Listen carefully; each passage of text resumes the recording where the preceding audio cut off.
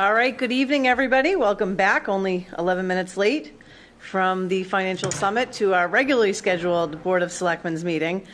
Since we have already done an hour and a half meeting before this, as always, I like to keep it concise and on agenda, but you might see I might take even a more keen eye to this tonight, given it's our second meeting of the night. So I'd like to just, as much as we can stay on track, do it. So with that, do we have anyone here for citizens input?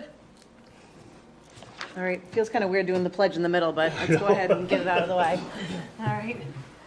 I pledge allegiance to the flag of the United States of America and to the republic for which it stands, one nation, under God, indivisible, with liberty and justice for all. All right, great. So we have Mark up first. Is Pam joining you or just you tonight? Pam is a little sick tonight, okay. So it's just going to be me. And before you get started, I have to take the opportunity to tell you how great the light up of town was. Outstanding. I mean, it was really fabulous. So I know that that's work of many people in your various groups, but thank you for that. Thank you. Many people all came together for a really, really fun night with perfect weather. So thank you. I don't think it can get more perfect. I can't take credit for the weather. But. Take credit for it. Although you can take credit for the snow that was coming off sure. his hands.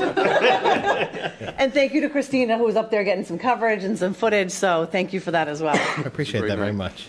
So in an effort to be very brief, I'm going to be very brief because I know you have a crowded agenda tonight. So I'm just going to take you back a few years ago. So Brigham and Women's did a determination of needs, lots of community meetings to try and figure out they were getting new MRI machines. They had to devote a certain amount of money to the community. And they basically recognized through community meetings two areas, mental health and transportation, both of which Human Services Department benefits from. So we entered into a grant process with Brigham and Women's to signify those two needs. So mental health. We basically started pitching the idea that Pam, who really is the champion for interface, she has since day one of when I came to Foxborough, she's been talking about interface. So we went for a grant for that. So interface, I'm actually going to read from interface what they are because I think they say it best. So William James College Interface Referral Service works to increase awareness of mental health issues impacting children, families, and adults, and to facilitate access to appropriate outpatient services. So what Interface is, it's essentially a referral service that is available to any member of the community, any resident of Foxborough, including children who attend Foxborough Regional Charter School. And it's a referral service where we all know that access to mental health counseling is hard in the best of times, let alone during COVID times. And so what this referral service will do is anyone who is in need will be able to call a phone number that I'll read later, which actually I think Christina might post.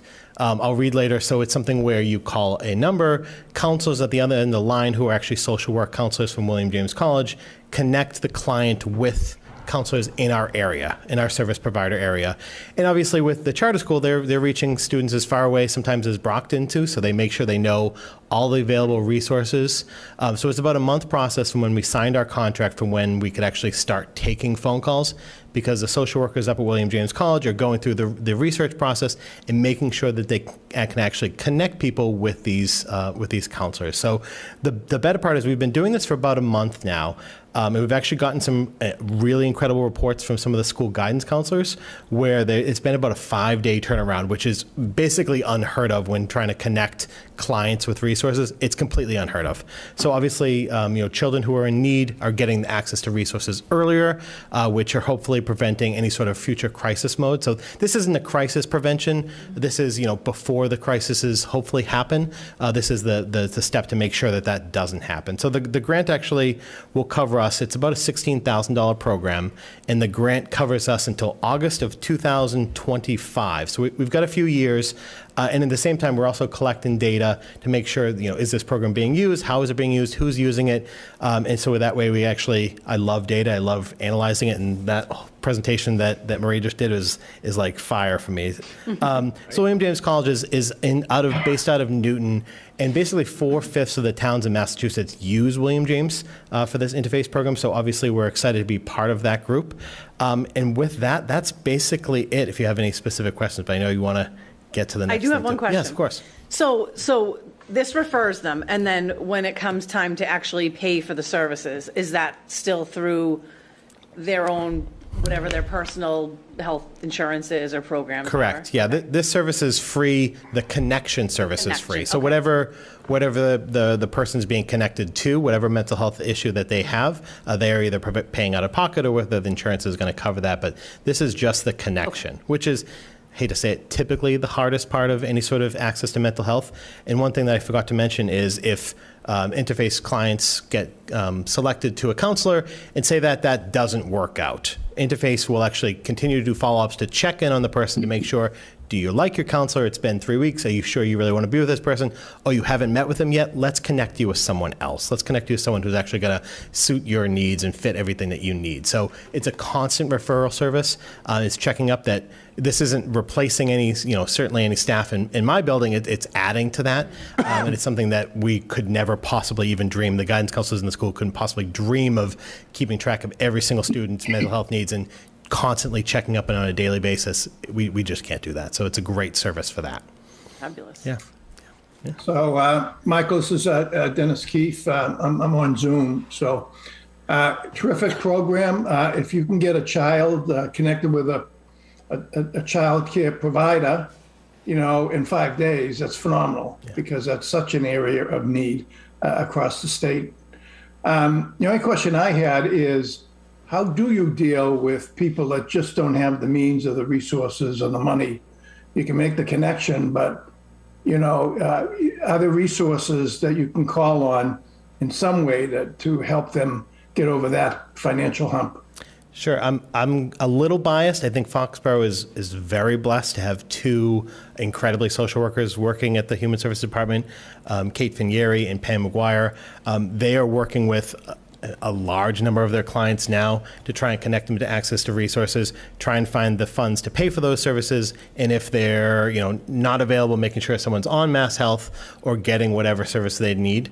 We've seen since COVID, we've seen a large number of younger people connect with us, where pre-COVID it was a lot of seniors coming down to the senior center for talking to Pam and Kate. Since then, we're probably seeing close to 25% of people under 60 who are getting access to resources that in most towns that don't have a human services department, they're kind of just left to their own devices. So it is a great thing that we do have those people here at Foxborough. Fabulous. Great. Yeah, thank you. All right, great. Thank you very much. Thanks Appreciate a lot. it. Thank you. Appreciate it. Thanks, Mark. All right, and next up, we have a common vic application for Everything Bagel. Anyone here in person, or is that person, I believe it's online? We think that they're online. And sorry, we just had a meeting before this too. I did mention for our last meeting that Dennis is at home participating remotely. The rest of the Board of Selectmen are here in person. So when we do take votes this evening, we will have to do it via roll call, and we'll just go down the line with Dennis, you being the last one to roll call vote. All right, great. So it looks like we have the folks from Everything Bagel on. I don't know if you've done one of these before, but you're just going to introduce yourself and tell us a little bit about the new business and your application that's in front of us. Hello, everybody. My name is Melissa. This is my partner, Ted. Hi. And we are from Everything Bagels. All right, can you tell us a little bit about where it is, what you're looking to do, your hours of operation, anything to share about your application? I mean, I know where it is, but if you want to tell everyone at home, where it is. So we are taking the space of the formerly D'Angelo before, and we actually, it's not our first shop; it's our third store. So we previously owned Bagels and Cream. I don't know if anyone familiar with. It's one in Norton, one in North Attleboro. Yeah, on Route 1. Yes. Yeah. Yes, on Route 1. Yep, So we actually partner. We had a partner, so we decided to left that, and then we decided to open up our own. Yes. So we actually have a background in. I grew up in a family making bagels since I was in high school. So, yeah.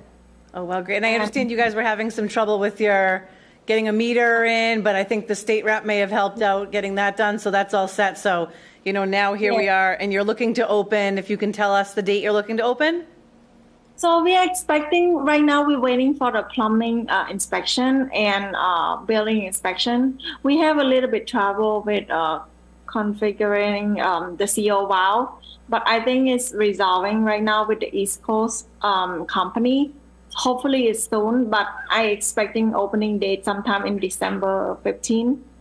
I think that is my expecting date, but obviously it's gonna be depend on the inspection, how the inspection go. Right. Yeah. All right, great. Any questions from the board here? Comment? Seth has a comment. The document that we received references 211 Main Street, which is actually somebody's house. I think it's 211 North. Yeah, I see both in the application. Oh, I'm sorry. So- Maybe I think no. Yeah, if you look on another page, it does say north, like if you look on the insurance summary. So yeah, we should definitely have that corrected if Katie's watching. She is. Okay. That's it.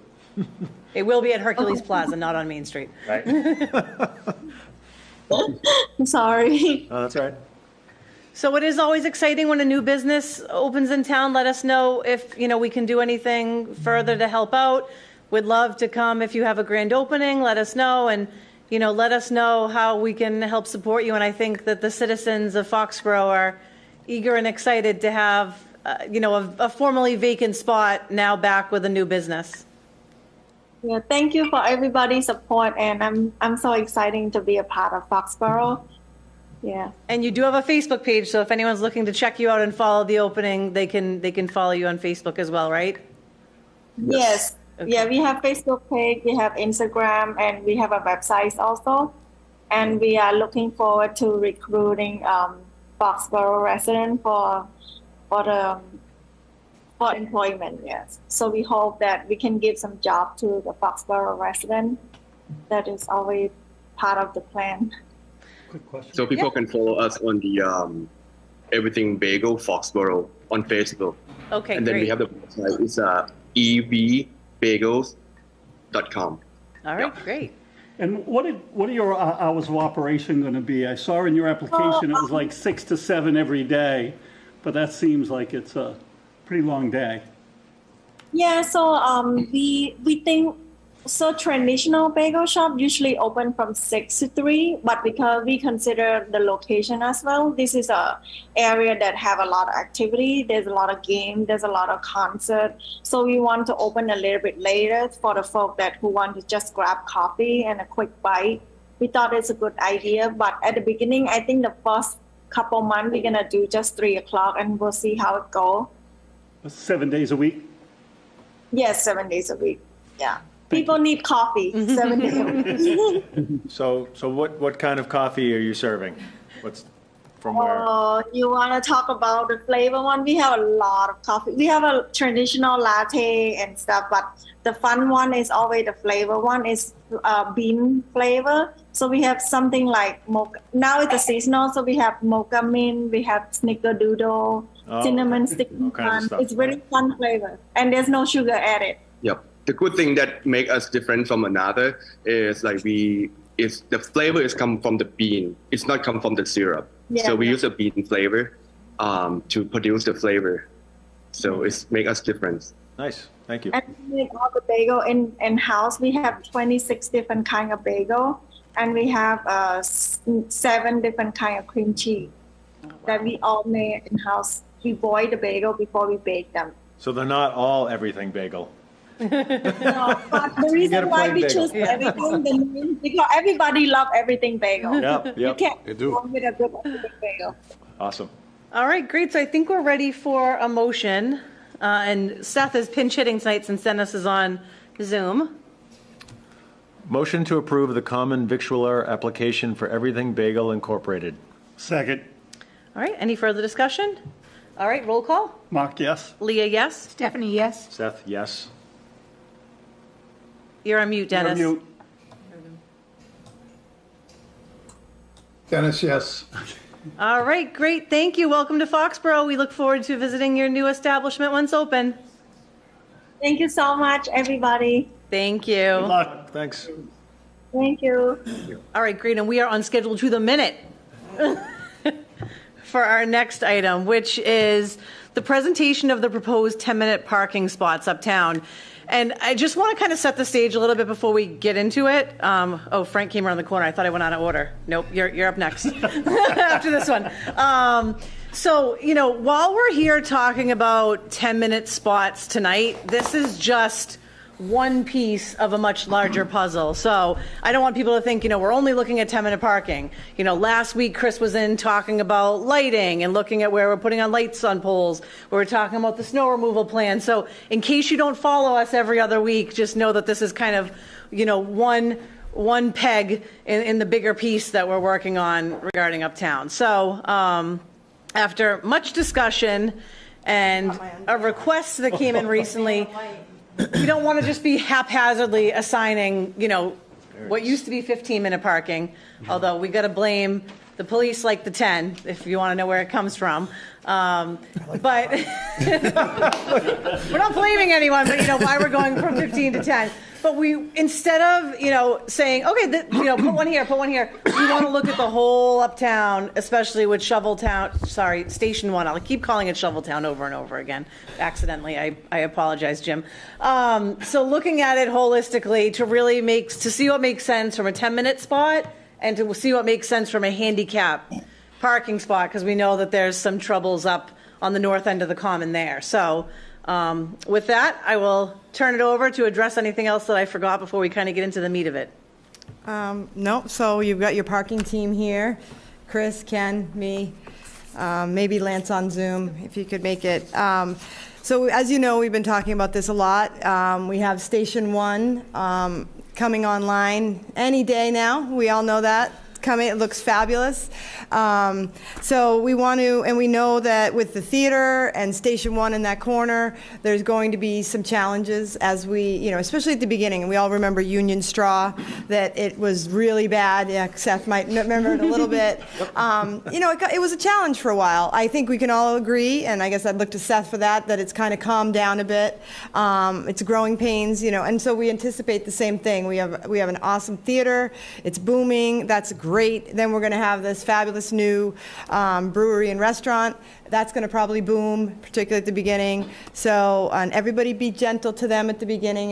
Restaurants always get slammed at first, and then everybody makes their judgment on them. And, you can never judge a restaurant or place at the first, few weeks. So let's be gentle. My brother owns 2 restaurants. Because they can tell she's a member of the business. Yeah, I'm a family member.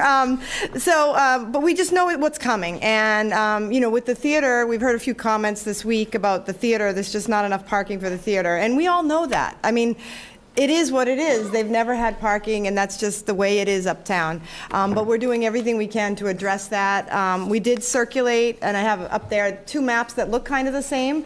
The one on the left is the more commercial map. We wanted to have that out there, that we sent it to all the businesses uptown so they could put it on their websites, they could post it. That basically shows all the parking uptown. There's plenty of street parking. If it's not in front of the business you want to go to or right on the common, go down Cocasset Street, go down Mechanic. You're probably going to find a parking space there. And then let's not forget our Uptown Schneider lot, which according to Seth on the night of Light Uptown, it was well lit. It's now signed, so it's coming along. We've heard the feedback from folks, and Chris has done a great job getting that place up and running, and it's really become an amenity. We have Town Hall lot. We have the Central Street Veterans lot. So there is a lot of parking. I think, Seth, you noted that on Light Uptown there were, 8 cars in the parking lot. So that was, I don't know if everybody went to that. That was a booming event, and we had plenty of parking that night. Now, And we didn't have Central Street We to didn't have park Central on, which Street, kind right. of, took away from some parking as well. So that's the end of my spiel. I know I'm a broken record. There is parking. You might just need to walk a little. So one of the things we wanted to come up with is we've seen a few pop-up pickup parking places uptown.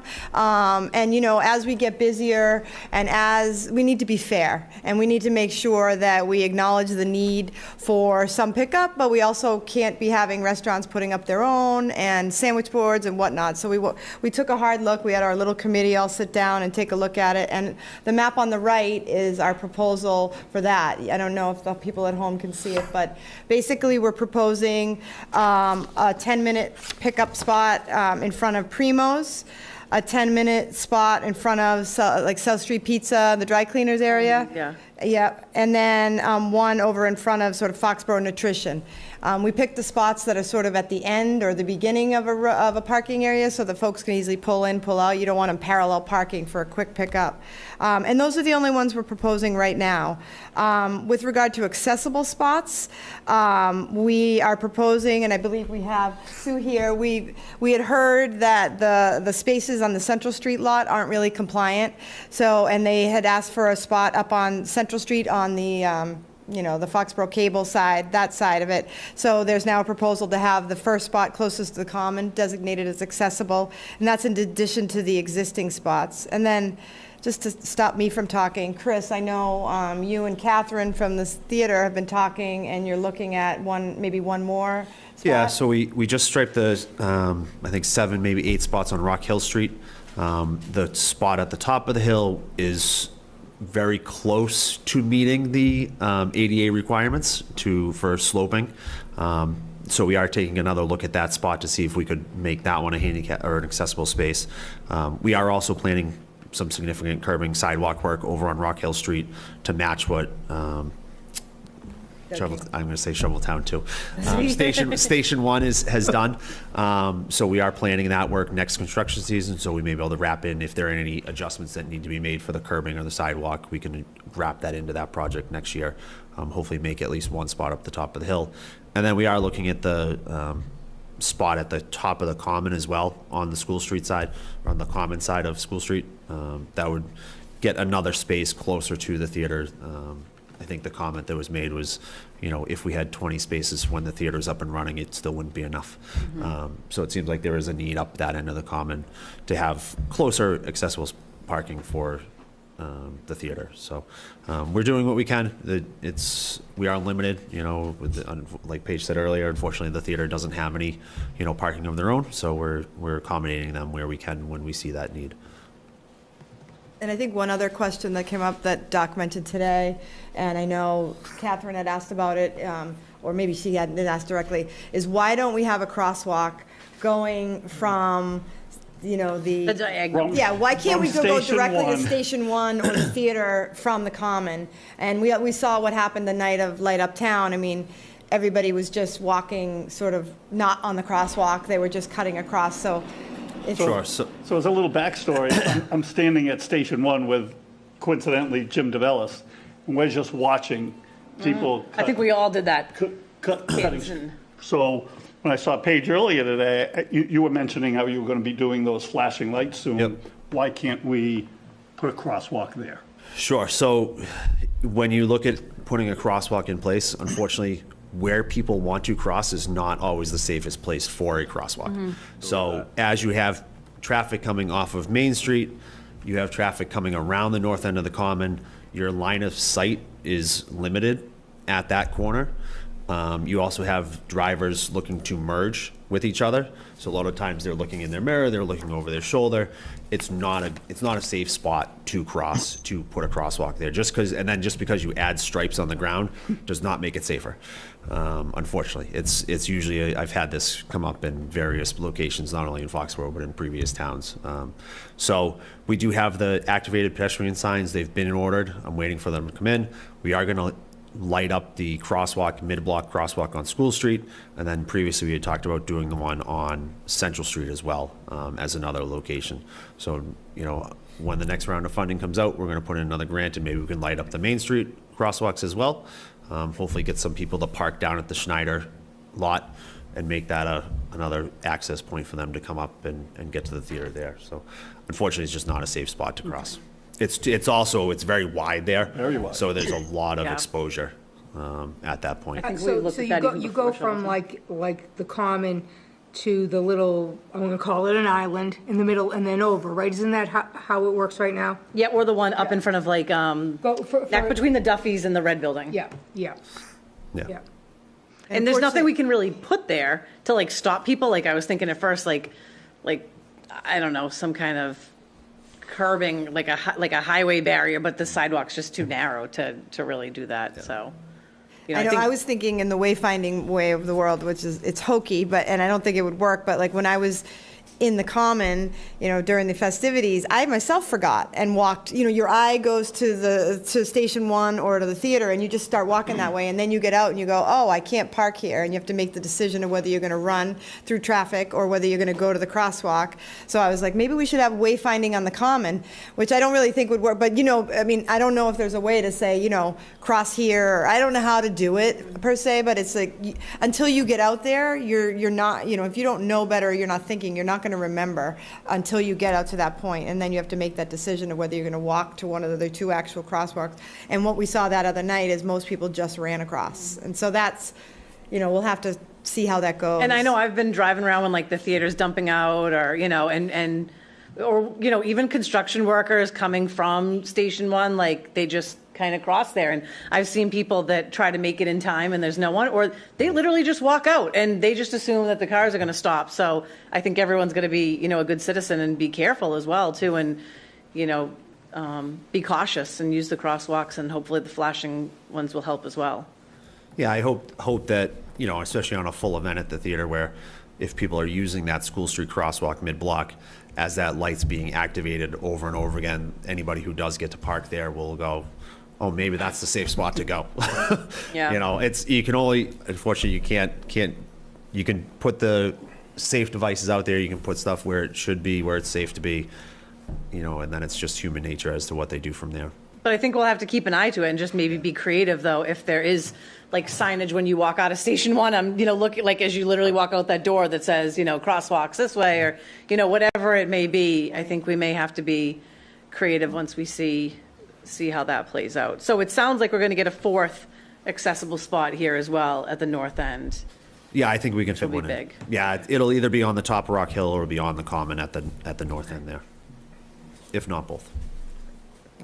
So I think tonight we're here just asking the selectmen to sort of adopt this policy. I don't know if you need to formally do it, but I think from the police department, do you need, if in order to enforce 10-minute parking spaces, you sort of need it to be Yeah, I mean, on the we books? have on our parking citations, there's a section titled overtime, but no one can seem to find any definition of what said time is. Okay. So, and I think we used to have a lot of signs that said 2-hour parking. So it was posted, so that would be your time, but that's just, it's not even humanly enforceable. So 10 minutes came out as I started with 5, and there was a lot of pushback. 5's not enough time. It's not enough time. You can't get out of it, go in somewhere. What if something's not ready? And 15 was just too much in terms of the way we look at it for the enforcement. If somebody complains, hey, that car's been here for 20 minutes, well, the clock starts when we get there and lay eyes on it, really, because there's nothing. We don't have meter maids, we don't have parking attendants, we don't have anyone that can go out. So we literally have to take a police officer, go sit there and basically babysit the thing. So 10 minutes was kind of a happy median that would make sense, that would be enforceable if we needed to do enforcement, and it should be enough time for people to make a quick stop somewhere, but not say, well, I'm going to go get my nails done, or I'm going to go to an appointment at the tax person or something like that and take up the space. And we did talk about the hours too. Yes. So I have a little, I don't know if you have the suggested language here, but it basically, can I read it? Or Yeah, read it. Effective December 7th, Foxborough will begin right-sizing the number of short-term curbside pickup spaces in the uptown and return some spaces back to standard parking. Foxborough will allow 10-minute parking spaces in strategic but limited areas designated by the Uptown Foxborough Parking Policy Map, effective date of December 7th. 10-minute parking spaces may be used for pickup and drop-off of passengers, retail and restaurant pickups, and short-term loading and unloading needs. Vehicles may be parked in these zones for no more than 10 minutes. The 10-minute parking spaces will be in effect from 7 a.m. to 7 p.m. unless otherwise noted by signage. And one thing I would note is for signage, it's the official signage. Like, again, we can't have restaurants putting up their own little signs or modifications. This is going to be something that DPW will put up the signs, and they'll be the official signs for the policy. So, we don't want to be too heavy-handed, but it is, we've had numerous requests for these, and, we don't necessarily want to have 10-minute parking everywhere, because then it takes away from the parking, and we see a lot of these sitting empty, and which maybe is the point, but you see the rest of the spaces taken, and then the other ones aren't really being used. So it's, we're doing our best. We could also come back if we start to see, if there's problems or changes, it can be modified, but this is a start. And we did, for Station 1, we kind of held off on that one because they do have a parking lot in the rear, and they're going to designate, I believe, 2 spaces as pickup, but also the area sort of in front of the theater, and besides that, we kind of want to see how that plays out. We've talked about striping out there or doing something there, but I think we're kind of all waiting to see sort of how that plays out and what's needed, rather than us jumping the gun and deciding without seeing it in action what's needed. So we'll probably be back is the point. Yeah, and I think like for the restaurant and the theater, like you need a place that's not the 10-minute too, that like, I pull up in front of the door and I drop my grandmother off and then I go park the car. Right. So making sure, Catherine, that people aren't like sitting out there waiting to pick someone up or, like idling in those spots too is going to be important as well. And I think Station 1, was it 2 accessible and 3 10-minute in the back? I think it's two pickups or curbs. I don't know. Okay. They're going to label it what they want. And then- it's private. I can't remember if it's. Are we talking about the parking lot behind the Yeah. station one? Little one, yeah. Are you Yeah, doing? there is at least accessible one back there, and there will be some temporary spots, correct? Yeah, I heard 2 from Sam, and then I couldn't remember if it was 1 or 2 accessible spots. So, and we should also note, just from the public disclosure, it's my understanding that Station 1 has worked with Bethany Church to get some parking there. So again, they are responding to the anticipated concern, and there's going to be parking available to their patrons over there. So that will certainly help when they go to open. So they've really stepped up, on their end to try to address the fact that there really isn't a lot of parking up there. Yeah, I feel like they've been really How many proactive. spots are behind Station 1? 11, but 2 are going to be pickup, one's accessible, so, and then 4 will be resident parking. So it's, the net really isn't that many for the restaurant itself. Yeah. But they're paying monthly with Bethany to pick up that as overflow, so that's, No, I was just curious, because isn't there an equation for the ADA spots?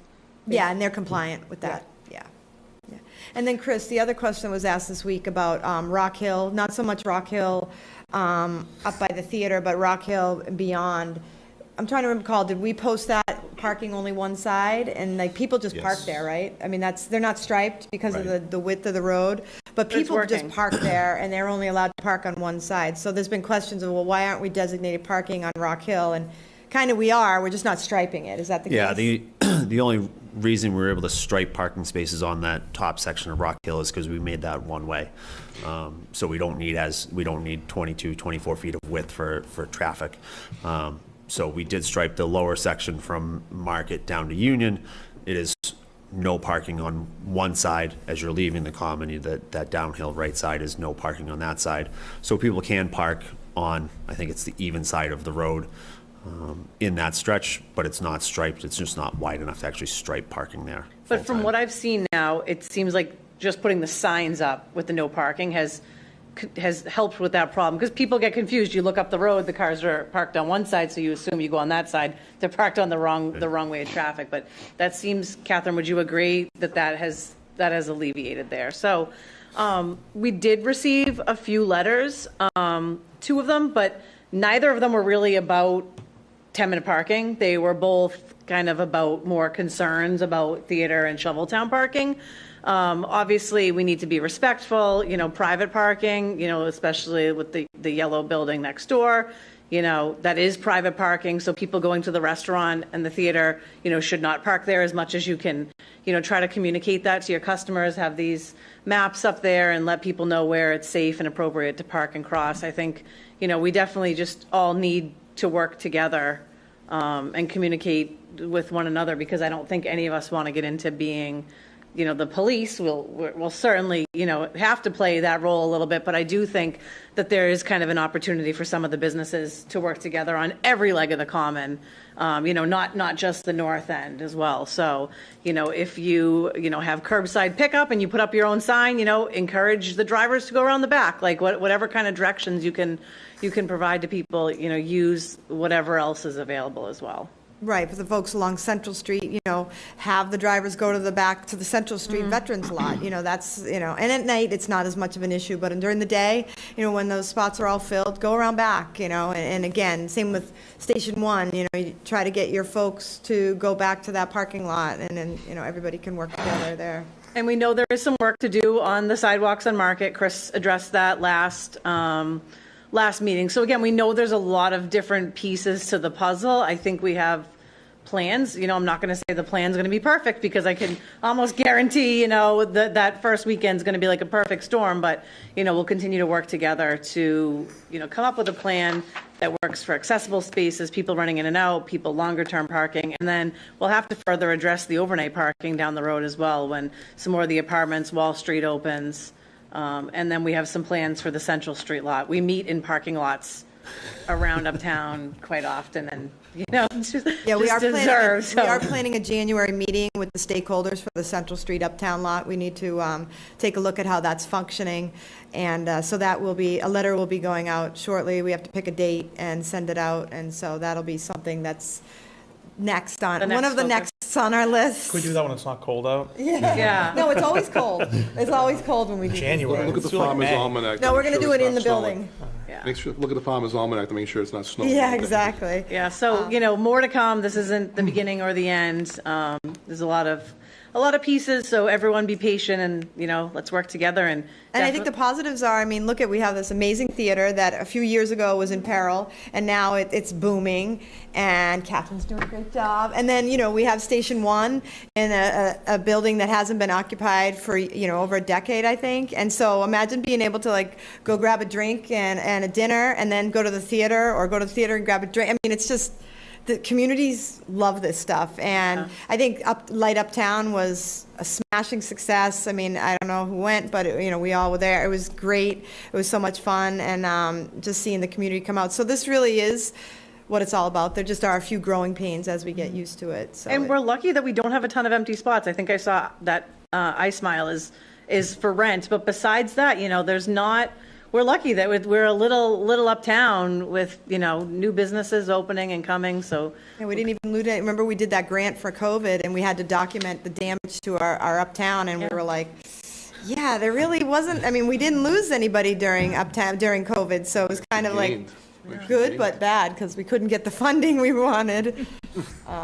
So I guess I'd ask you if you wanted to approve this policy, or at least somehow adopt it so that this guy here can enforce it as needed. We don't anticipate it to be a problem. You're going to be sitting in the car? No. And at one point, too, Shoveltown's on the call here, right? Yeah, Jim. The one thing we learned with Union Straw was the biggest source of complaints tended to be employee parking. Mm-hmm. They were probably trying to do the right thing by not parking right in front of Union Straw, so they ended up in front of other businesses that generated the complaints.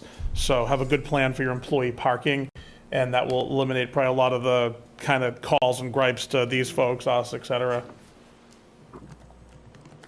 Correct. Yeah. Well, as was stated earlier, we've made an arrangement with the Bethany Church. There's a paved parking lot and there's a gravel parking lot, so we've addressed the employee parking. Perfect. Great. And the town hall is available too. I know it's a bit of a walk, but once again, we're not keying on that. But we have addressed the employee parking at the Bethany Church. And how about even deliveries? I saw there was a propane tank truck. I don't know what it was delivering today, but it was kind of on that side of Rock Hill that's one way. So when cars are parked there, no one could get down there. So just being aware, of deliveries, and, it is a tight area. So I don't know how, I don't know what you can do, but just being aware of it as well. Yeah, there was actually a CO2 truck putting CO2 in the tank for pushing the beer through the lines.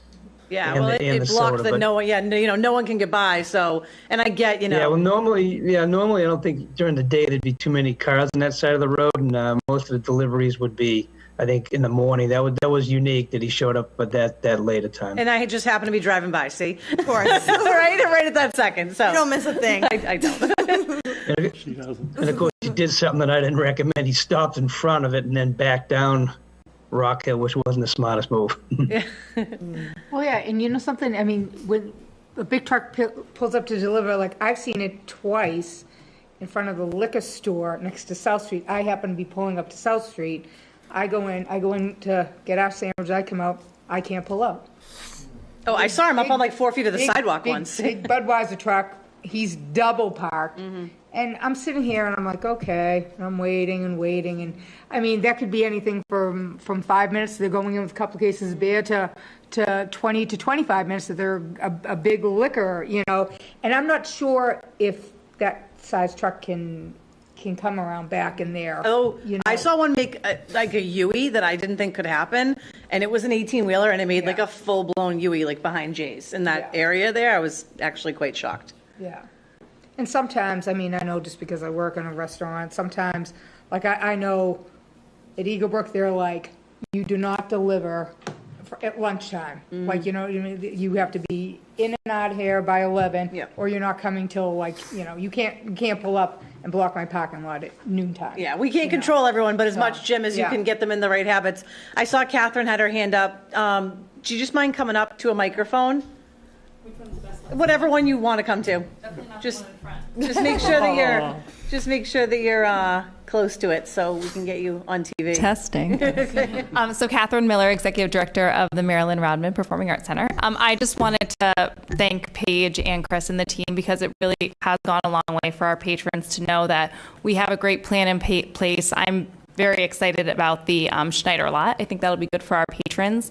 And we're really adamant on getting that accessibility spot and even maybe looking at the first two, Chris, on Rock Hill. That's the number one complaint that we get, and it doesn't look like it's a reflection of the theater. It looks like it's a reflection of the town, that there is no accessibility parking right there. And at every show, we have dozens of people who need those spaces.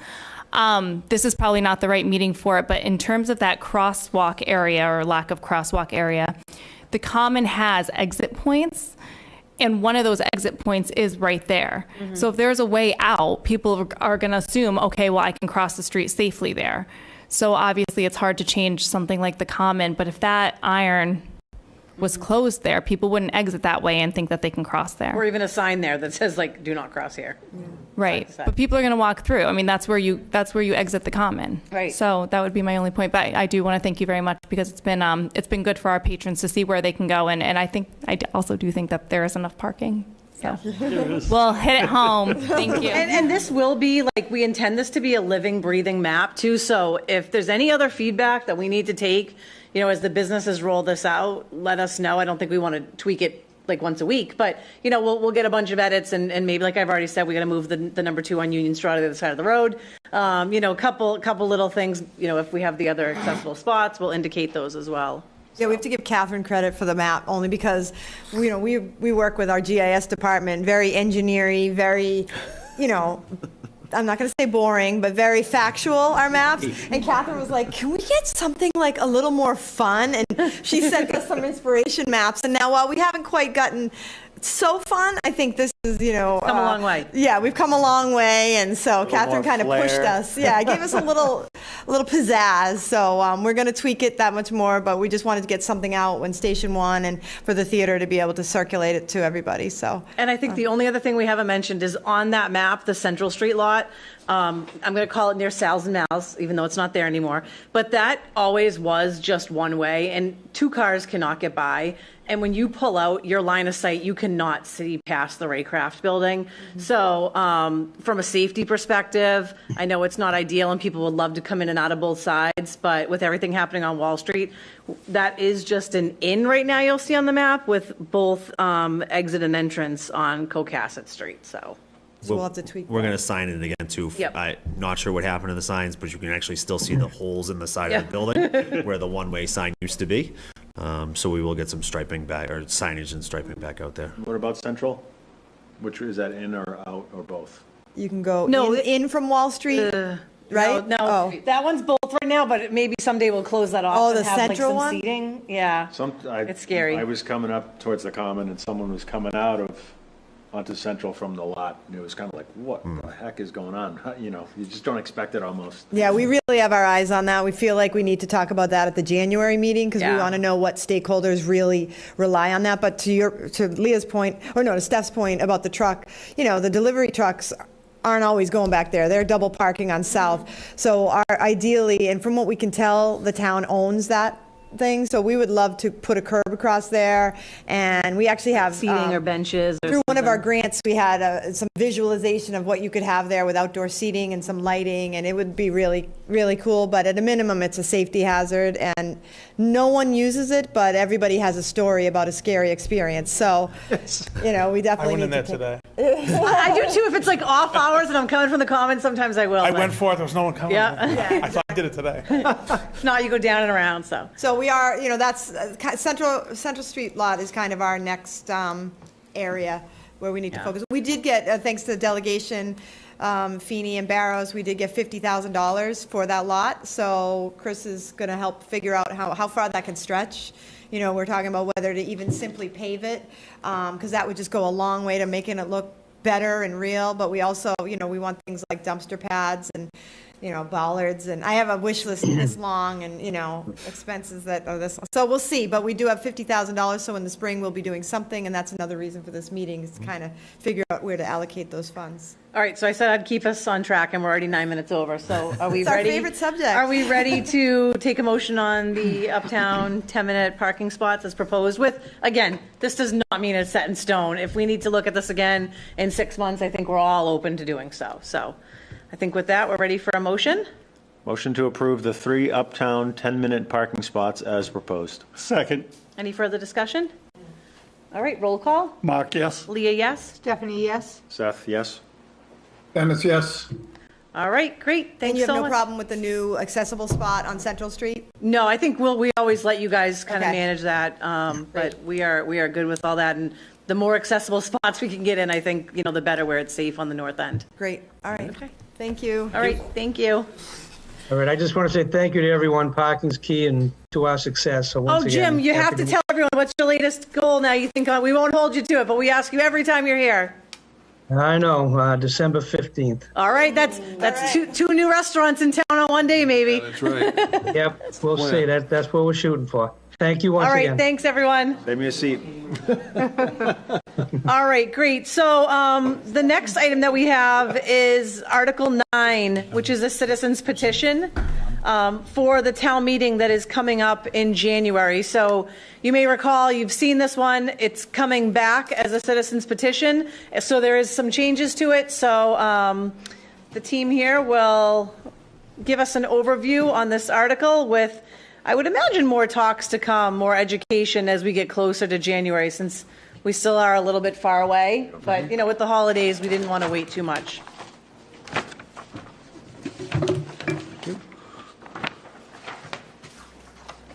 These I don't know if Phil was able to get these. Thank you. Do we send, do you send? No. You get them. No, I don't have these ones. And I think we all know who you guys are, but if you can just reintroduce yourselves when you start. Thank you. Thank you. Fashion place. Like it's your first time here. What's that? All right, so we do not need to take an action on this one tonight. It's more just an education Thank you, sir. of what's being proposed as part of the citizens petition for January 30th. Thank you. Take it. Thanks, Frank. Because I thought I found it. No, I didn't forward it to you. You didn't use any? Yeah, okay. That's fine. Oh, yeah. That's good. I agree. Good evening. Attorney Frank Spillane here with Attorney Robert Burr.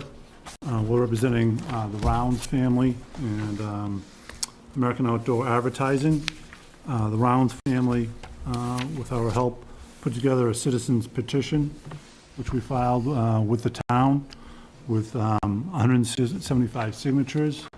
160 some odd signatures were certified by the town clerk. So we were asking to be put on the special town meeting initially in December, but now in January with regard to the signed bylaw. What I just handed out to you are 2 maps. One of them I put up over there with regard to what the signed bylaw amendment that we're proposing what effect it would have with regard to the changes in signed bylaw. As I know this board is well aware, at the annual town meeting in May, under Article 22, a similar bylaw was proposed at town meeting, which failed at that time.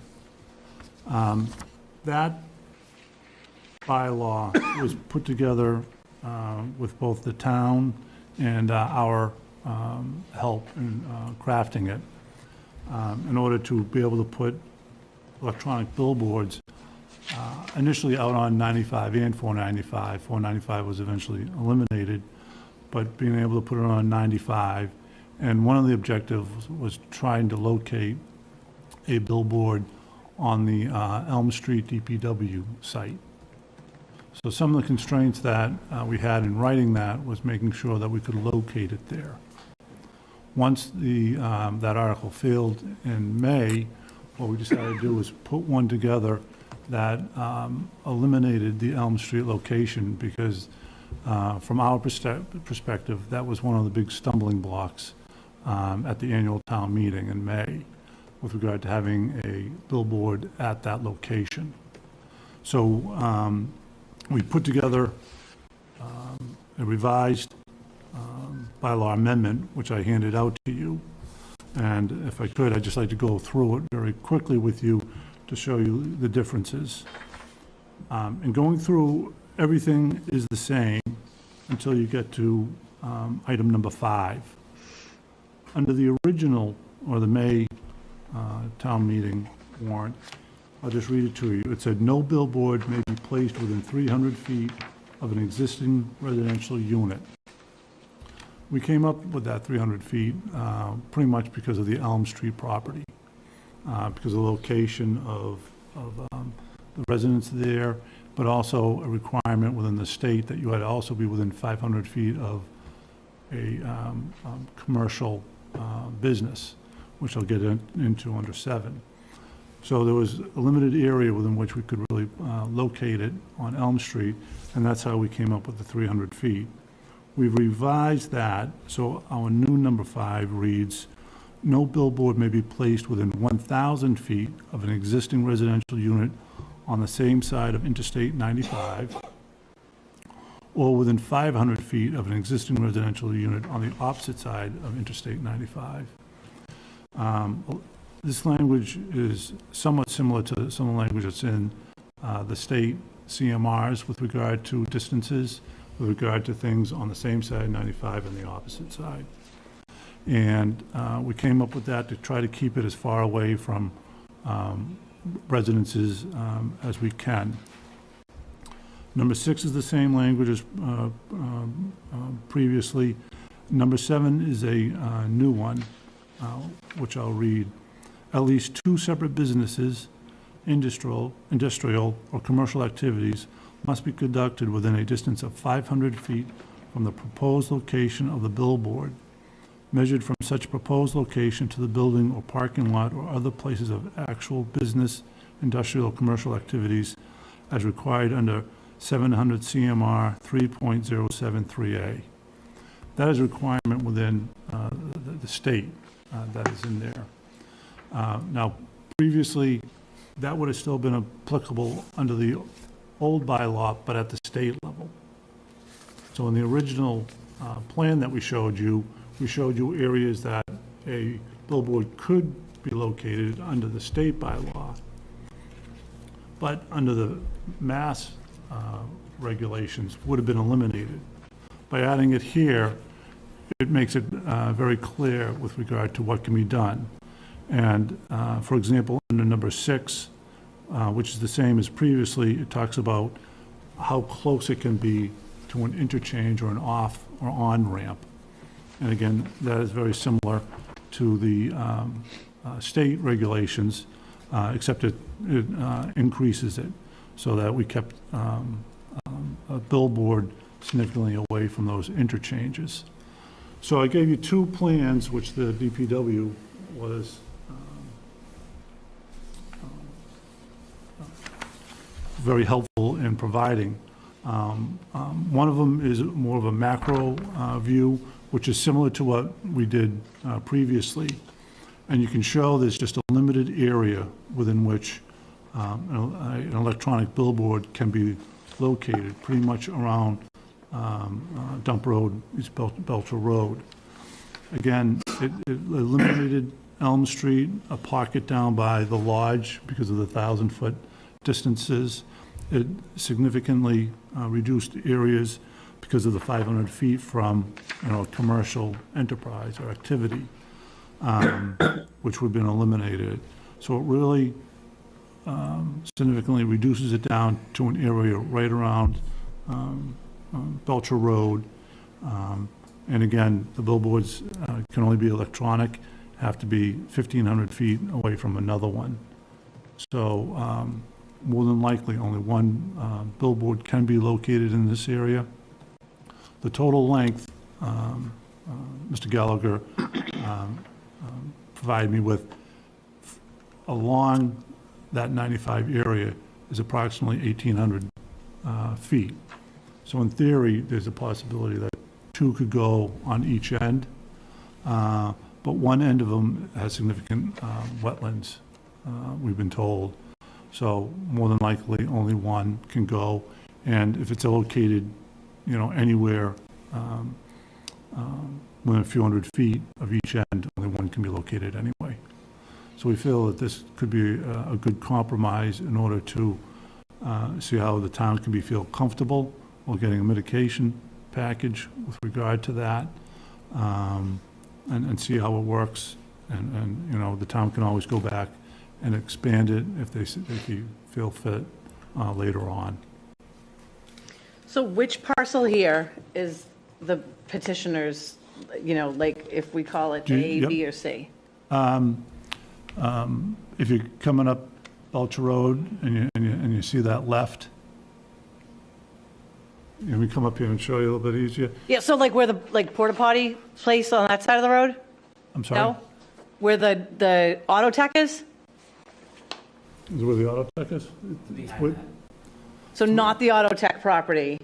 This little piece right here. Yeah, I'll show you. Between the well, even look at the map, I need to talk through it. So it's between the parcel where the rink is and auto tech. It's the one between that. Okay, thank you. I'm I get the map, but I gotta visualize it when I'm driving. Okay. Mm-hmm.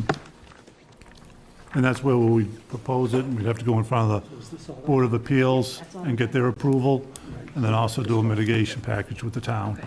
So this is just a first step. Where's the rink? Hold on one second. So you've got your map. The other one. Yeah.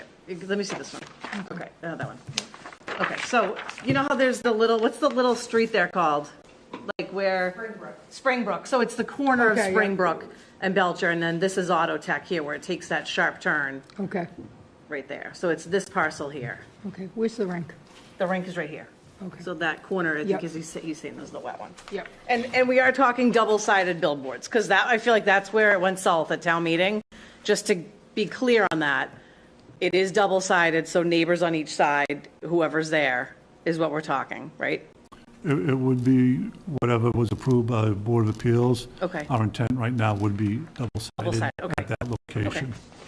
Question through the chair. Frank, so how far is it from that property across the highway to those homes? It's obviously got to be more than 500 feet, right? Oh, yeah.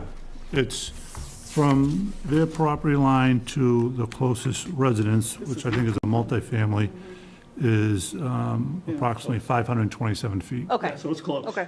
Okay, but it's more than 500. But there's also an elevation difference because the Yeah, it goes like highway a is gully going elevated. down, yeah. Which, due to the elevation distance, actually gets the billboard kind of, would you bring it up higher then? Because it dips down, right, coming off the highway, there's that big gully. So the land dips down on the side that the billboard would be on, right? There's a little bit of a dip highway's there. It's on elevated. the other side. Okay. There's more of an elevation difference. And again, there's no limit on height, but we would work with the Board of Appeals with regard to the height. I mean, I think it's pretty cut and dry for me. It's just up to, what everyone decides, at town meeting. I'm worried that this is almost a little bit too early. That was kind of my concern. So I hope that, there should probably be some more education closer to the meeting, is just my 2 cents. I don't know when you're doing the senior thing. We'll do that right before the week before the town meeting. I don't know if you usually invite citizens petitioners in there, We can. but, We'd be happy to come along with you, sure. January 25th. January 25th. So to me, with a month and a half, I feel like people, may hear this and, it is just kind of far out with the holidays and everything. So, I would, make sure everyone understands going into town meeting as well a little bit closer, because this is great and proactive, but it is just a little bit out. But I don't have any other questions. I think changing the feet is big. But there will be no revenue to the town under this plan as well. Well, we do get a. Mitigation. we do get a- Mitigation, right, but no, not like the DPW. Not the heavy-duty revenue. That we were no. looking at with the other one. We do have a comment. Do you mind just coming up to, you can go to any microphone you feel comfortable with. Okay, great. Just tell us your name and where you Hi, live. Mark Powers, 44 Prospect Street. May I ask a couple questions? Of course. Okay, right now, we don't know the height that these would be? That's correct. Okay, now you said they'd be double-sided, It'd be two-sided, yeah. two-sided, but the article says it will be 672 square feet. So is that divided in half, so there'd be 360 feet for both one side and 360 or 320? However it works, my math isn't that good. No, it's 672 per side. Per side. Yep, and that's how it Okay. has been. And could you tell us, at what distance can the billboards be seen? What's the line of sight? It depends on the location. You have any idea? Yeah, I'm happy to jump in. Do you want to ask all of your questions and then I'll jump in? No, Okay. Can you help me with that one? Sure. Well, first off, again, Bob Burr, on behalf of American Outdoor Advertising, and certainly working with Rounds as the citizens petitioners on this. This does come down to math. The significance of 1,000 feet from a residence on the same side and 500 feet across the street makes a large difference. The largest number of signs in this particular area, by the way, this is now more considered in an industrial area versus closer to residents as we were looking at the annual town meeting. The number of signs, more likely than not, the most there could be is 2, but more likely than not, there'll only be 1, which is initial step here. But it's not just strictly the Rounds. It could be any one of these properties. So, a couple of questions that keep getting asked. The proposal possibly would be for a two-sided sign, but right now under the bylaw is not allowing a two-sided sign or one-sided sign. It's allowing electronic signs on I-95. So it's quite possible that it would only be a one-face sign for a number of reasons. Number one, there is tree cover in the median strip area, which is common this far south of Route 128, as you all know. So it may only be a one-sided sign, but I do think that with the current technology, the way with which they're facing, they're intended to address highway traffic, annoy you as a highway driver, not annoy you as a resident on either side. So I do think that the houses across the street would be largely irrelevant, even 500 feet away, due to the elevation, as the chair mentioned, the tree cover in the median strip, and just the angling of the signs and what the intent is of the advertising. All right, but that wasn't the question I asked. Okay. The question I asked is, how far away are they visible? Right. The intent is for the signs to be seen. They're 8-second flips. That's not I answering know, it. I'm going to answer it. Okay. I'm going to try anyway, as best as I can. All right, but this is a simple one. Well, they're designed for 8-second flips depending on car traffic. So really, the intent is to have a car as it's traveling at 65 miles per hour be able to see one particular ad or two particular ads. So, but we'll get an answer to that question for you. I don't quite know the answer to it. I don't want to step in. I'm not sure if this is what Mark, this is how I took Like a his mile? question. The actual Yeah, structure. this is pretty Is easy, it- because when I drive up That's 90, what I thought he was asking, but I'm not sure. and I look at those Sharon signs, I can see them from over a mile away. So would that be similar? Yeah, it'll be the same Okay. type of technology. So from a mile away, we'd be seeing the signs. Well, at a night like tonight, you can see that there is a Right, sign. I mean, it would have to be, clear night. But, and then, do you know how much electricity do these signs use in a year? It can be as much as $100 a month. $100 a month. Is that average? It would depend on it would depend again on what the usage is, but the electricity isn't paid for by the residents in any. No, I'm just concerned with global warming and the amount of electricity that's used. Do we know in kilowatts what that amounts to? These are very unique questions, sir. Thank you. So I do think rather than try and guess, we can get certainly answers to Oh, I'm those sure questions. that your Yeah. company must know this. And then, if I could just say to the board, my concern is that, to me, in my personal opinion, I think Mr. Burr did a great job at the town meeting. He corrected a misimpression as to the amount of revenue that people thought was going to be generated to the town. I give him a lot of credit for stepping up and doing that night. But as far as I'm concerned, billboards are a blight, and they take away from the image of a town. Now, one of the things that this state is going to be facing come January is sports betting in Massachusetts. And what I'd hate to see, I already see a lot of things on billboards that don't please me. And one more is I don't want to see a tote board on 95 telling you what the odds are, or the over-under of the football game as people are driving down 95. But we have time before town meeting. Thank you. Yeah, so yep, go ahead. Just tell everyone your name, same thing, stay close to the mic.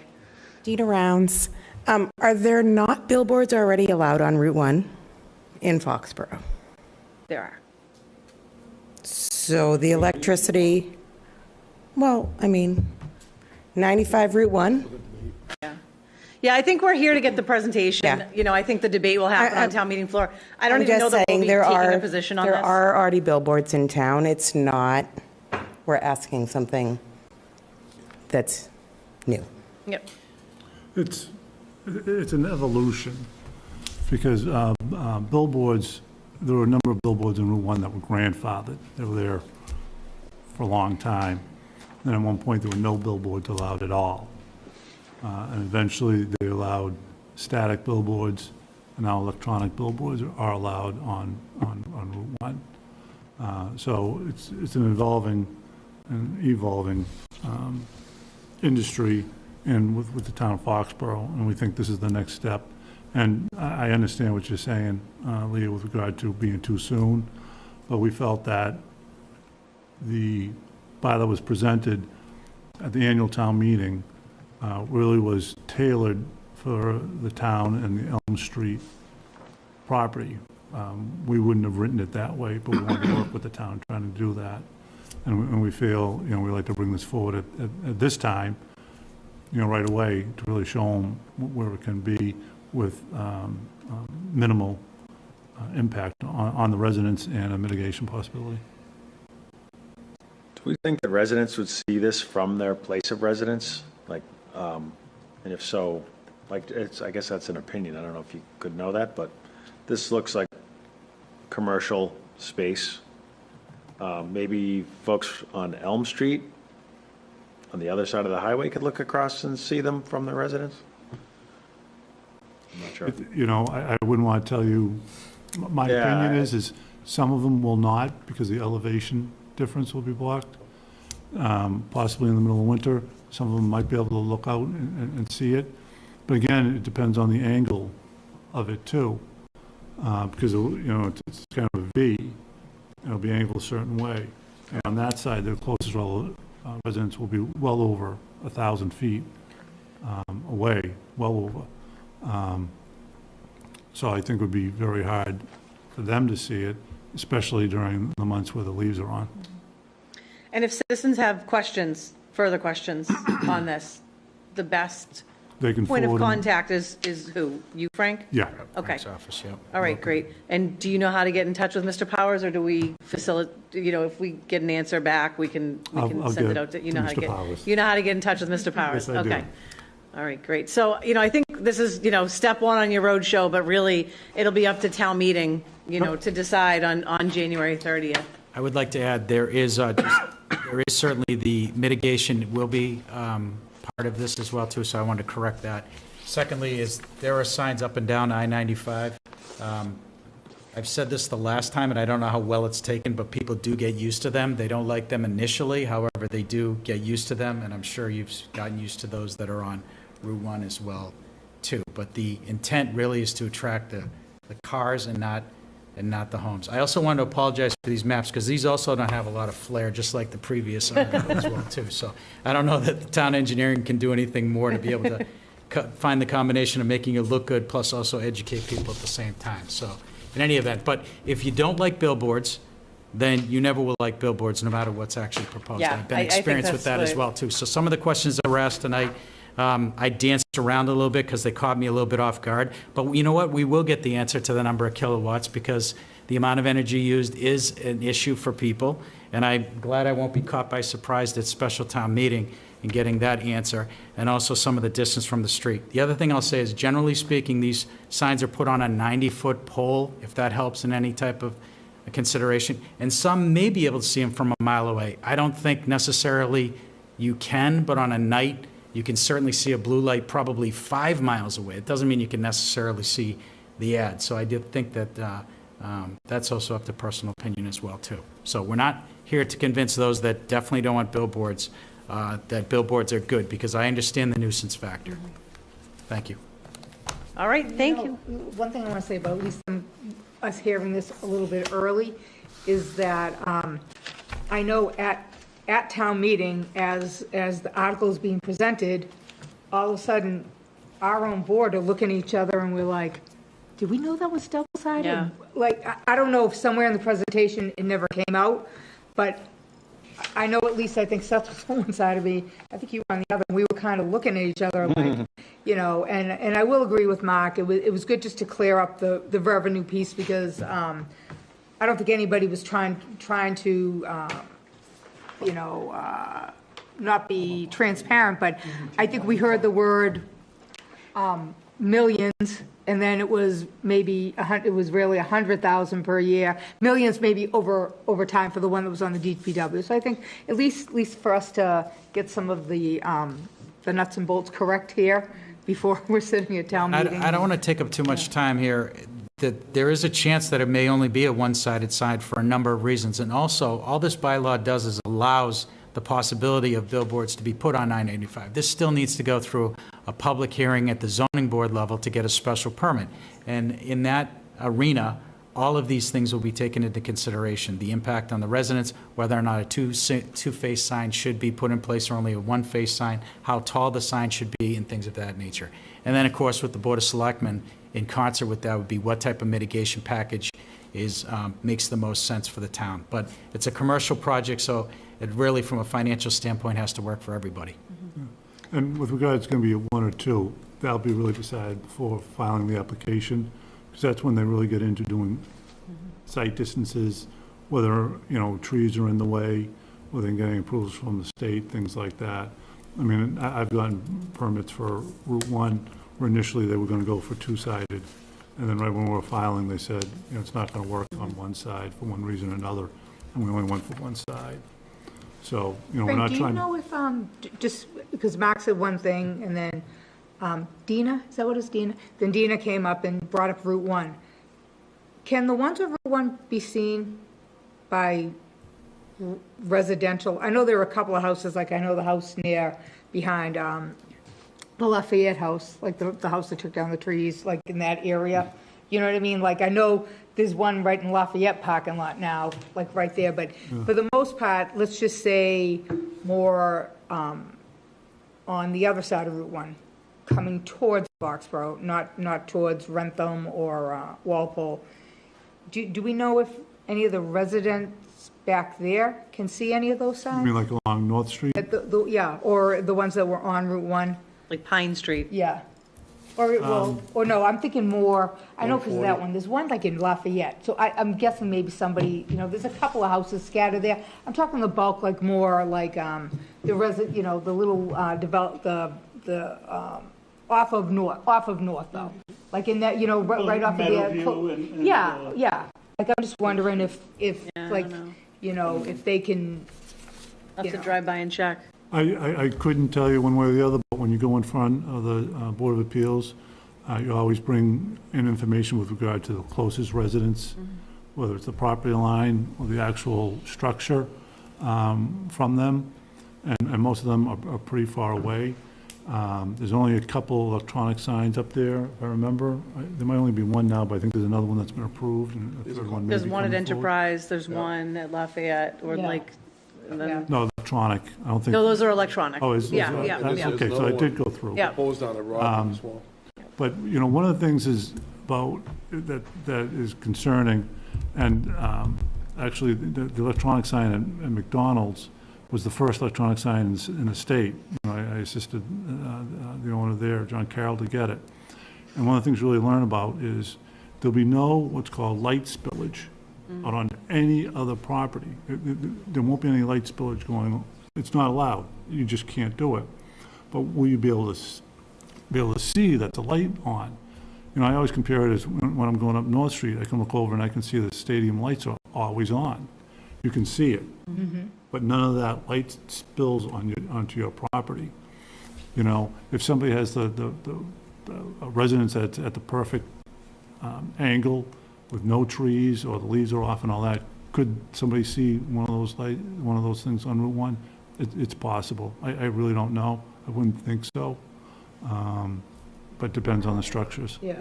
Yeah, but I think it's good you started early, but I guess what I'm just saying in the same respect is, just be careful about going too quiet, with educating people, because it is still quite a bit of time, so. Yeah, well, we'll be going in front of the advisory Yeah. committee too in Yeah. time, and we'd love to join Bill at that senior meeting. And in the other communities where I've represented, over a period of time, there have not been complaints about the sign. It sounds glib when I say people get used to it, but the fact of the matter is that they actually really do. And if you were to look, say, in the town of Foxborough, I don't know how many complaints you've gotten about the signs on Route 1 over the number of years, but I would imagine you probably haven't. And that's not because there's not cannabis listed or some of the more offensive retail products that people may find offensive, but it's a marketplace, so those do exist, or gambling, as was alluded to, but not that rises to a level of complaints. And I think that that's important, because we'll never be able to overcome the argument of the blightful look to billboard signs. The people that are against it will be against it. Yeah. So basically, the process is, like, say, so the Rounds own the piece of property, and then your company is almost going to rent the space to put the billboard up. That's Correct. basically. Yep, that's exactly right. Yeah, how Yep. it works. Yeah, I mean, listen, like Leah said, it'll be decided on town hall, town meeting floor. It's hard, though. I mean, I guess what worries me is, and maybe the zoning board of appeals are the ones that will deal with it, is, right now, when you go down Route 1, all you see is cannabis. And this town has already told us that they do not want cannabis being sold in our town, but yet we could possibly have a cannabis sign in Foxborough, advertising cannabis. So, You could have that already out on Route Yeah. 1. Yeah, yeah. Yeah. And All right, I don't mean to cut it short, but I think we Right. could sit here all night and talk about this. So stage one, we'll talk about it more at town meeting, and we're down to our last few items, and we're Happy almost 3 holidays. hours. Thank you. Okay, All right, thank thank you. you very much. All right, so we're going into town manager's update. And again, if you have any questions, Frank Spillane, let us know if you don't know how to get in touch with them, but I think most people do. We know where to find you. All right, thank you. All right, so just a couple things for you. the recruitment in new hire process. Recruitment right now, we're looking at looking to hire a firefighter paramedic, community response social worker, which is actually a new position, but was actually an other position before that was just transformed into this. So it's not a new position, added additional body, put it that way. It's the same, it's an existing body, but with a different position now. Senior Youth Services Librarian and a substitute library assistant and library page. And I'm happy to report we have a new HR director that has been hired, and she has accepted, and she's passed all her preliminary tests and findings and background. So she is looking to start on January 3rd. Her name is Elizabeth Buteau. She actually lives in Norfolk, which is right next door to us. She currently works for the district attorney's office in Plymouth County, and comes to us with actually quite a bit of experience. Leah and I worked with Mary Beth Bernard to hire this young lady who is actually very, very talented. So we are very pleased to have her. She has over 17 years experience working in HR in different levels. She's been an HR director probably for the past 6 to 7 years, and comes to us with experience in virtually all aspects of HR, and is looking to, actually I think will fit in quite nicely with the rest of the staff. She has got a nice way about her. So I don't know if you want to add anything else. Yeah, I was going to say, not only is she really qualified, but I think she'll be a great cultural fit. I really think you guys will think she's a great add to the team. Right. And, she's very engaging. You want to talk to her, you want to hear from her. So right. I'm really excited for her to join. She's got a nice way about her, and I think she'll be a really nice fit. Yeah, I think she'll be a great fit. So we're really lucky to get her. Yeah.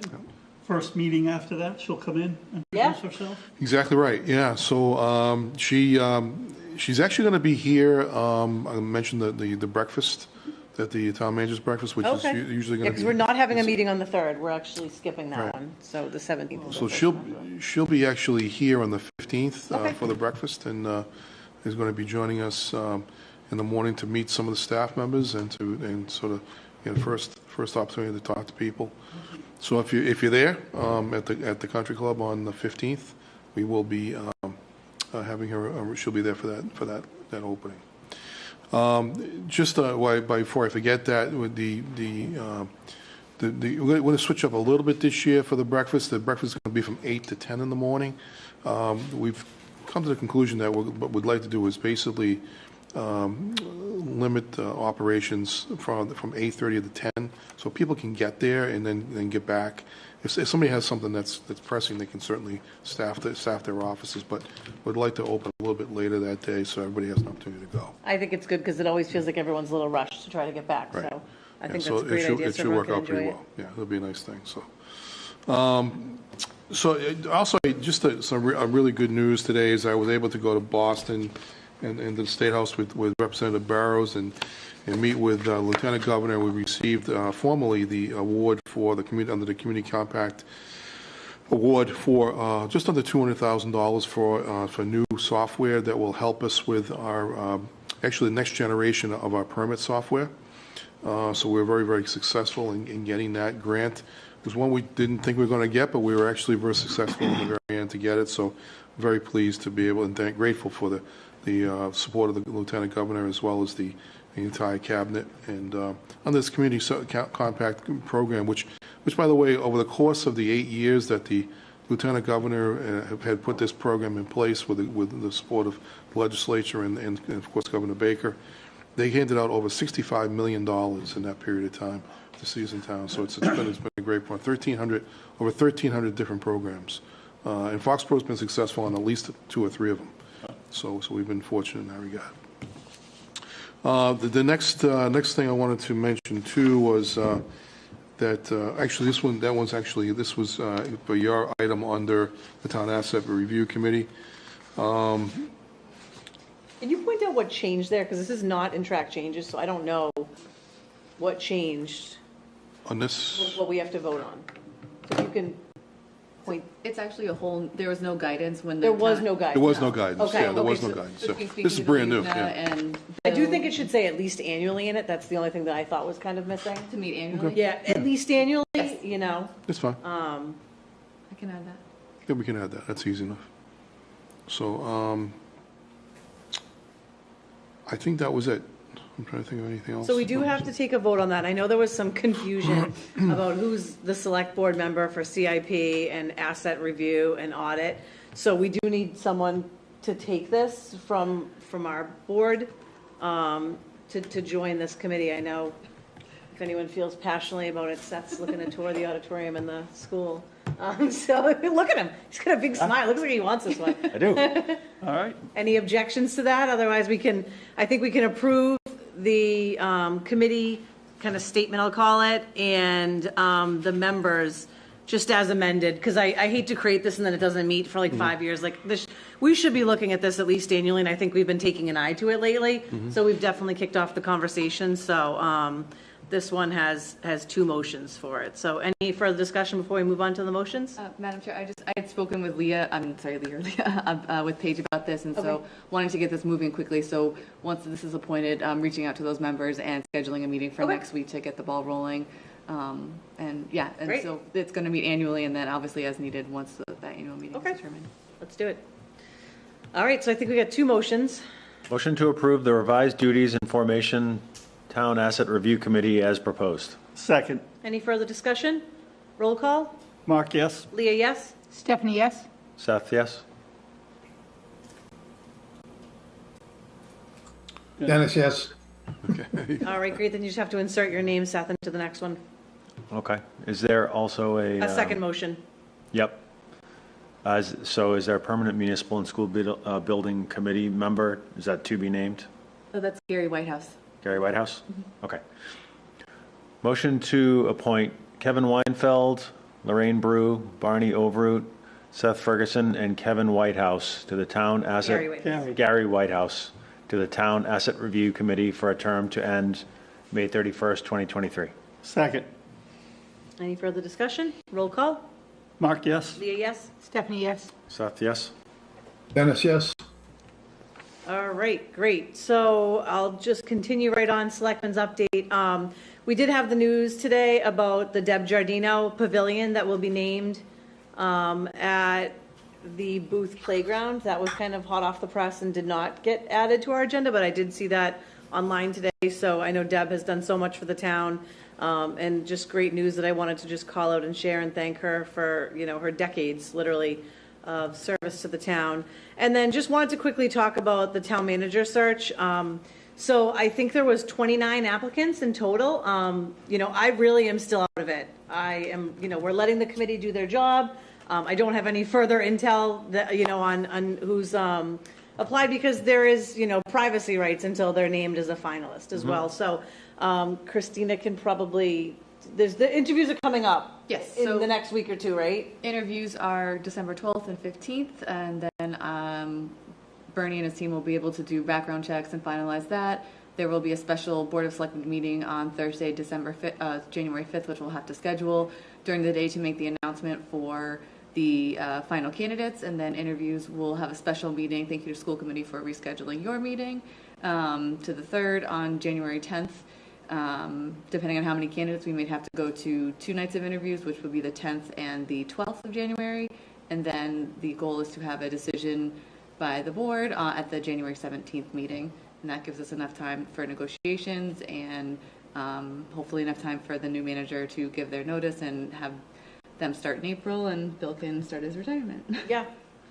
Are those 2 interview meetings, excuse me, I'm sorry, through the chair, are those executive committee meetings, or are those open to the public? The 12th and the 15th? Yeah, They're executive sessions. Executive session. that's what I thought. Yeah, They have to so protect you the- should have them, mark them on your calendar if you Yes. haven't already, because Yeah, we're we not gotta- going to have a lot of flexibility to reschedule those. So I know everyone should be good on those for now, so. All right, good. Hey, can I ask a quick question, just because is we for kind of the hopped into announcement? Selectmen's update? Bill, the recruitment, the new hires, those are all existing positions being Yes. refilled? Yeah, he covered that, I think. Yeah, I mentioned that.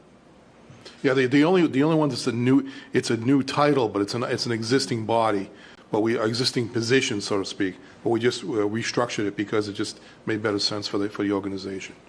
So but it's not adding an additional position. All right. Anything else for Selectmen's update? I did want to talk about Light Uptown, but we did that earlier, when Mark was here, just to thank him. Anything else? Where is Deb's pavilion? At Booth. Right. Yeah, but where? I just saw the announcement. I haven't seen an actual plan. I think something more formal is coming in the spring. Yeah, I think something's coming, but I know I saw Booth. Okay, I was so glad that you said it, because I saw Deb the other day and I didn't know if she knew. I had heard through the grapevine because Jimmy's on PIP and they had asked them for a little money. So, and then I reached out to Heather Harding, who's the chair of recreation. I said, does she already know? Because I saw her and I just didn't say anything because I didn't know. And she I don't didn't think she did. Yeah. I think it just hit the press today. So yeah, it was good. All Well right. deserved. So we have one action item, a historical commission action item, and I actually got this from the Massachusetts Historical Commission from Secretary Galvin's office. I don't know do you want to take a copy of this and maybe pass this along to the chair, maybe make sure, Christina, they got it? Or whoever the best person in town hall is that would maybe be looking at grants for historical? Sure. Yeah, I'll get that back to you. All right, so we just have that one motion and then the motion to adjourn. Motion to accept $680 in donations for the new Veterans Town Square markers. Second. Any further discussion? Roll call. Mark, yes? Leah, yes? Stephanie, yes? Seth, yes? Dennis, yes? So I was just thinking that maybe that could be a program. I don't know what they can apply for, but pass along. All right, great. And just a motion to adjourn. Motion to adjourn. Second. Roll call. Mark, yes? Leah, yes? Stephanie, yes? Seth, yes? Dennis, yes? All right. Good night, everyone. Thanks for hanging in there. Good night.